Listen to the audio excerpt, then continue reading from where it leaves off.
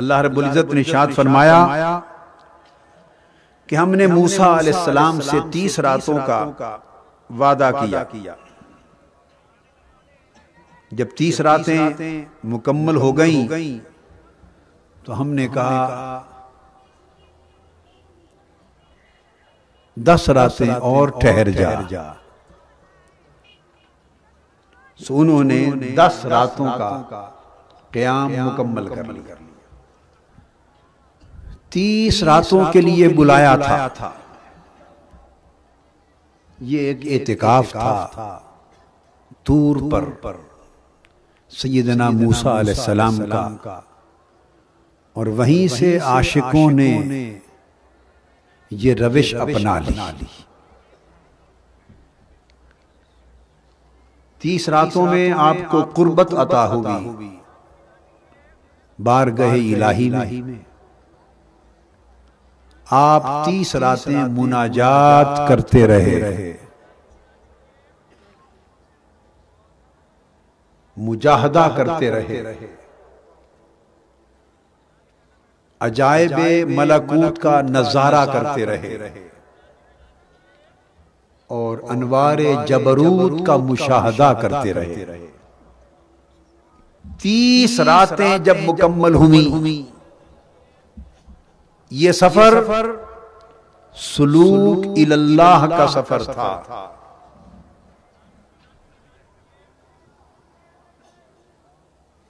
اور سلوک اللہ 30 راتوں میں جب مکمل ہوا تو موسیٰ علیہ السلام جسمانیت سے خلاصی پا چکے تھے.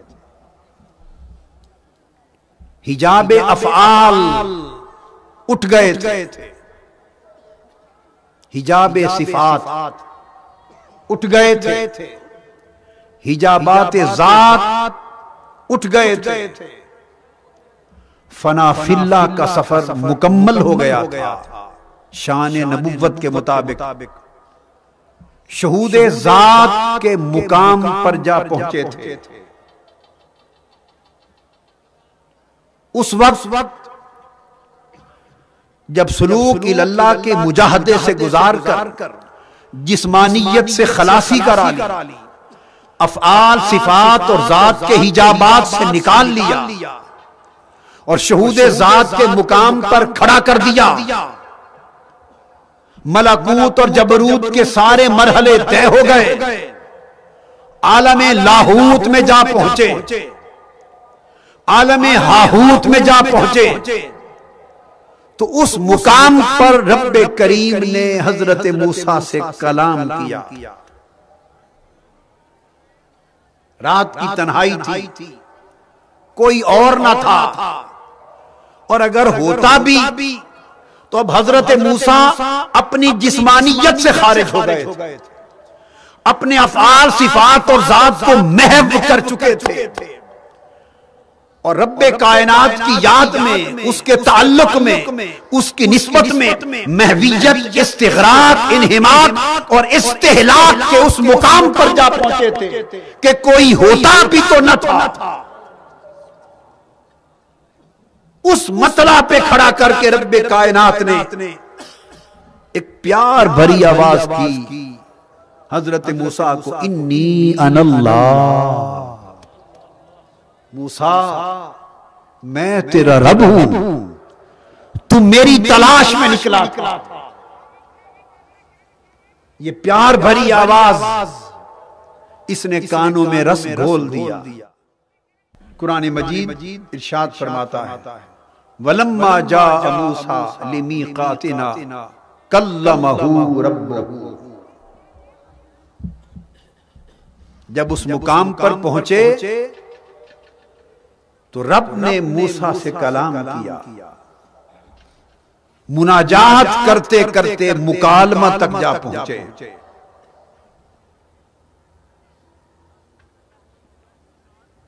حضرت موسیٰ سے اللہ رب العزت کا یہ کلام سن کر جو شوق ملاقات کی چنگاری بڑھ گئی تو عرض کیا باری تعالی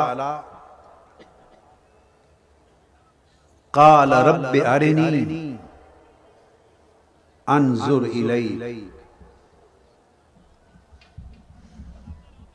یہ کلام جو رب کائنات نے کیا تنہائی کے لمحات میں،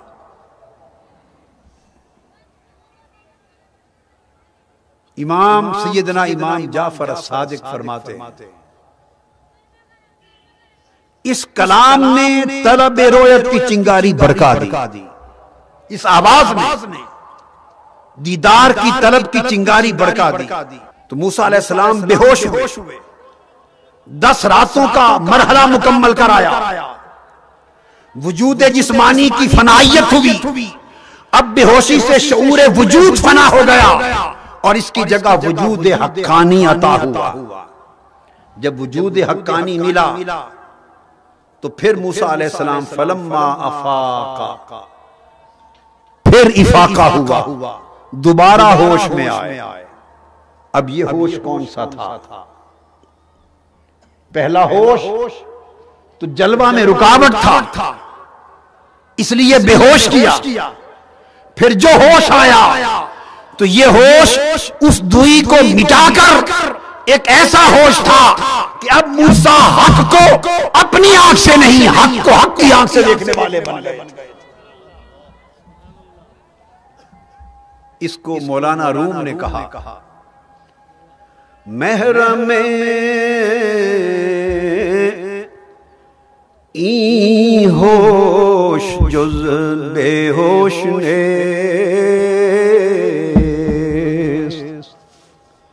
اس ہوش کو جاننے والے وہی لوگ ہیں جو بے ہوش ہوتے، بے ہوشوں کے بغیر یہ ہوش کسی کو نہیں ملتا۔ مرزباں را مشتری چون گوش نے، زبان کے سودے کا خریدار کون ہوتا ہے؟ کوئی جلوہ حق کرنا چاہتا ہے تو وہ بے ہوش ہوئے بغیر وہ جلوہ نصیب نہیں ہوتا۔ سیدنا موسیٰ علیہ السلام جب بے ہوش ہوئے، اس حالت بے ہوشی میں جب دل کو آنکھ بنایا گیا تو دل آنکھ بنا تو دل کی آنکھ سے حضرت موسیٰ کو جلوہ حق نصیب ہوا، اور وہ جلوہ جو عالم ہوش میں ممکن نہ تھا وہ اس بے ہوشی میں قلب کو آنکھ بنا کر جلوہ حق عطا کیا۔ اور اس سے قبل بعض عرفان شیخ ابو عثمان مغربی فرماتے رب کائنات نے فرمایا موسیٰ تو نے طلب کیا ہے میرا تکنا، میرا جلوہ، میرا دیدار، تمہیں بتا دے کتنے عاشق اس کے طالب کھڑے۔ فرمایا موسیٰ اپنے عصا کو کوہ طور کو ریزہ ریزہ کرنے سے پہلے، تجلی کے انعکاس سے پہلے، فرمایا اپنی عصا کو اس طور پر مار۔ ابو عثمان مغربی فرماتے ہیں کہ حضرت موسیٰ نے اپنا عصا کوہ طور پر مارا تو عالم کشف میں 70,000 کوہ طور نمودار ہو گئے، 70,000 کوہ طور نمودار ہوئے۔ اور سیدنا موسیٰ علیہ السلام نے حالت کشف میں دیکھا کہ ہر کوہ طور کی چوٹی پر ایک عاشق بشکل موسیٰ کھڑے ہو کر رب آرینی کا ترانہ گا رہا، رب آرینی کا ترانہ گا رہا۔ ہر کوہ طور کی چوٹی سے خدا کے حسن کے جلوے کی آوازیں آ رہی ہے کہ مولا پردہ ہٹا اور جلوہ کرا۔ فرمایا موسیٰ میرے جلوے کے طالب اتنے عاشق ہیں، مگر یہ جلوہ جب تک یہ ہوش زائل نہ ہو جائے اور دل آنکھ کے مرتبے تک نہ پہنچے اس وقت تک میری تجلی تکنے کی تاب کوئی نہیں لا سکتا۔ اس مرحلے سے حضرت موسیٰ کو گزارا اور حضرت موسیٰ کو اس مقام پر پہنچانے کے لیے مقام طور منتخب کیا، اور تاجدار کائنات محمد مصطفیٰ کو صلی اللہ علیہ وسلم کو ان کی شان کے لائق مقام دیدار پر فائز کرنے کے لیے طور نہیں کعبہ کوثر کو جگہ منتخب کیا۔ حضرت موسیٰ کا یہ مقام، یہ سفر طور پہ حل ہوتا ہے اور مصطفیٰ کا وادی مکہ سے شروع ہوتا ہے، ان کا وادی میں ختم ہوتا ہے، مصطفیٰ کا سفر وادی مکہ سے شروع ہوتا ہے اور کعبہ قوسین تک پہنچے جہاں دو کمانوں کا فاصلہ تھا. سوچا کہ شاید یہاں پر مقام دیدار آئے گا. فرمایا محبوب نہیں کہ دو کمانوں کا فاصلہ ہے، جب تک فاصلہ ہے دیدار نہیں ہوگا. ثم دنا فتدلى فكان قاب قوسين، قاب قوسین کا فاصلہ مٹا دے او ادنا، پھر اتنا قریب تر ہو گئے کہ فاصلے مٹ گئے. تو حضرت موسیٰ کو یہ مقام طور پہ دلایا اور تاجدار کائنات کو ان کے حسب حال یہ مقام قاب قوسین او ادنا پہ دیا. حضرت موسیٰ سے کلمہ ربہ کہا، کلمہ ربہ کہا، کلام کی بات کی. کلام ظاہر ہے، کلام ظاہر ہے. طور پر کلمہ کہا اور اودنا کے مقام پر جب محبوب کو سامنے بٹھا لیا تو وہاں فَأَوْحَا إِلَىٰ عَبْدِهِ مَا أَوْحَا، فَأَوْحَا إِلَىٰ عَبْدِهِ مَا أَوْحَا کہا. طور پر اس مقام پہ پہنچے، رب ارنی کی استدعا پر رب ارنی کی التجا ہوئی. عاشق التجا کرتا ہے اور مقام کعبہ قوسین پر رب ارنی کی کوئی آواز سنائی نہیں دیتی. حضور التجا نہیں کر رہے، ادھر رب ارنی کے جواب میں لن ترانی آتا ہے، تو ابھی نہیں دیکھ سکتا. اور کعبہ قوسین کے مقام پر لن ترانی نہیں آتا کہ تو نہیں دیکھ سکتا، بلکہ جواب آتا ہے ما زاغ البصر وما طغى. محبوب تو دیکھ سکتا ہے، تو دیکھ رہا ہے اور ایسا دیکھ رہا ہے کہ جلوہ بے نقاب تیرے سامنے ہے، نہ نگاہ بھٹک رہی ہے نہ. طور کے مقام پر خر موسیٰ صاعقہ آتا ہے، وہ بے ہوش ہوتے چونکہ انہیں ابھی وہ ہوش دینا تھا اس لیے بے ہوش کرا دیا. اور تاجدار کائنات اس دوسرے ہوش کامل مکہ کے سفر سے پہلے اس ہوش کے ساتھ میرا یاب تھے. یہاں صاعقہ بے ہوشی نہیں ہوتی. فرمایا ما کذب الفؤاد ما رأى. مصطفیٰ دیکھ میرا جلوہ تیرا دل بھی کر رہا ہے، تیری آنکھ بھی کر رہی ہے. وہاں حضرت موسیٰ کا دل آنکھ تھا، یہاں مصطفیٰ کی آنکھ بھی تک رہی تھی، دل بھی تک رہا تھا.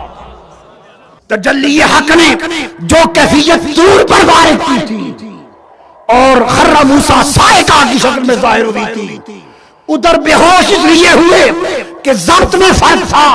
وہ ضبط موسیٰ تھا، یہ ضبط مصطفیٰ ہے. وہ بے ہوش ہو گئے، یہ ہوش میں رہتے اور فقط کہتے کہ دل پر ایک غبار سا آتا ہے. اس کو دیکھ کر ہر لمحے مصطفیٰ پاک شان فنا سے شان بقا کو پہنچتے. یہ سفر ہر روز مصطفیٰ 70 مرتبہ طے کرتے اور اپنی بقا کے مقام پر فنا کو دیکھتے تو توبہ کرتے اور فرماتے میں ہر روز 70 بار توبہ کرتا. نعرہ تکبیر، نعرہ رسالت. کہاں عمر بھر ایک بار اس مرحلے پہ پہنچ کر توبہ کرنا، اور کہاں 63 برس کی زندگی میں ہر روز 70 مرتبہ توبہ کرنا. تو میرا وجدان اور ایمان کہتا ہے کہ حضرت موسیٰ کو ایک نظارہ طور کا نصیب ہوا اور مصطفیٰ کو ہر روز 70 نظارے جیسے نصیب ہوتے. اور جب کعبہ قوسین سے پلٹے تو پھر ہمہ وقت نظارے میں رہتے. یہ وہ کیفیت تھی. اور پھر اس مقام پر پہنچ کر فرمایا موسیٰ ان اصطفیتک علی الناس برسالاتی و کلامی، میں نے تمہیں مصطفیٰ بنا لیا.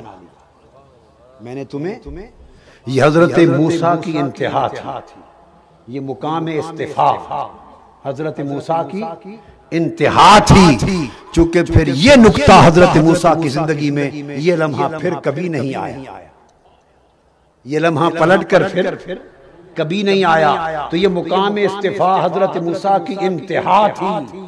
اور محمد مصطفیٰ کی بارگاہ میں جب آتے ہیں تو وہ مصطفیٰ تھے، ان کا مقام مصطفیٰ ان کی زندگی کی مرتبت کی ابتدا تھی. جہاں حضرت موسیٰ کے استفاء کی انتہا ہوئی وہاں سے تاجدار کائنات کے استفاء کی ابتدا ہوئی. اس لیے وہ استفاق طور پہ ملتا ہے، یہ استفاق قاب قوسین او ادنا پہ ملتا ہے۔ دوستو یہ وہ جلوہ حق تھا جو حضرت موسیٰ کے قلب اطہر پر وارد ہوا، اور اس نے ان کے چہرے کو وہ حسن اور انوار تجلیات کی وہ قوت عطا کر دی کہ کوئی آنکھ دیکھ نہ سکتی۔ اس کا سبب یہ تھا کہ کچھ حسن نور حق جذب ہو گیا تھا، کچھ منعکس ہوتا تھا۔ یہ مقام موسوی تھا کہ سارے انوار اگر اندر جذب ہو جاتے تو چہرے سے منعکس نہ ہوتے۔ آئینے پر جب سورج کی شعائیں پڑتی ہیں آئینے پر تو منعکس ہوتی ہیں، کیونکہ آئینہ ان شعاؤں کو جذب نہیں کرتا، منعکس ہو جاتی ہیں۔ یہ چہرہ موسوی تھا کہ انوار الہیہ منعکس ہوتی، سو جو تکتا اس کی بینائی چلی جاتی۔ اور دیکھیے یہ آئینہ یہ چہرہ مصطفیٰ تھا، وہاں طور پر صفاتی تجلی کا انعکاس تھا، اس سے انوار چہرے پر وہ آئے کہ کوئی تک نہ سکتا۔ اور کعبہ قوسین کے مقام پر جب انوار ذات لے کر تاجدار کائنات واپس پلٹے تو کوئی آنکھ چہرے مصطفیٰ انوار خدا کا آئینہ دار تھا، مگر دنیا تکتی تھی کوئی نابینا نہ ہوتا تھا۔ وجہ یہ تھی کہ وہاں انوار منعکس ہو جاتی تھی، مصطفیٰ کے چہرے پر خدا کے انوار جذب ہو گئی تھی۔ جو انوار خدا کے لے کر آئے تھے مصطفیٰ کے چہرے وجہ اللہ کے انوار جذب کر لیے، مصطفیٰ کے ہاتھوں نے ید اللہ کے انوار جذب کر لیے، مصطفیٰ کے جسم نے خدا کی ذات کے انوار جذب کر لیے، مصطفیٰ کے علم نے علم خدا کے انوار جذب کر لیے، مصطفیٰ کے علم نے علم خدا کے انوار جذب کر لیے، مصطفیٰ کے حسن نے حسن خدا کے انوار جذب کر لیے۔ ارے وہ انوار اس کی صفات کے مصطفیٰ کی صفات میں جذب ہو گئے، اس کی ذات کے انوار مصطفیٰ کی ذات میں جذب ہو گئے، اس کے افعال کے انوار مصطفیٰ کی افعال میں جذب ہو گئے۔ اس لیے اب یہاں وہ جذب ہو گئے تھے، اگر علی اور ابو بکر بھی تکتے ان کو بھی تابع دیدار تھی، ابو جہل اور ابو لہب بھی تکتے تو آنکھیں ان کی بھی بینا رہتی۔ انوار جذب ہو گئے تھے، انوار جذب ہو گئے تھے، اور پھر انوار کے جذب ہونے کا عالم یہ تھا، اس لیے فرمایا مرانی رال حق، اب جس نے مجھے دیکھنا ہو وہ حق کو دیکھو۔ اب چونکہ دل کی آنکھ نے دیکھا تھا خدا کو، حضرت موسیٰ کی دل کی آنکھ نے دیکھا تھا، اور ننگی آنکھ سے جلوہ نہ کر سکے تھے، تو جب شب معراج آئی تو فرمایا موسیٰ آ، دل کی آنکھ سے تجھے طور پہ دکھا دیا تھا، آؤ آج سر کی آنکھ سے بھی تجھے دکھا دیتے ہیں۔ معراج کی رات فرمایا موسیٰ تو چھٹے آسمان پر آ کے کھڑا ہو جا، اور اپنے حبیب کو 50 نمازیں دیں۔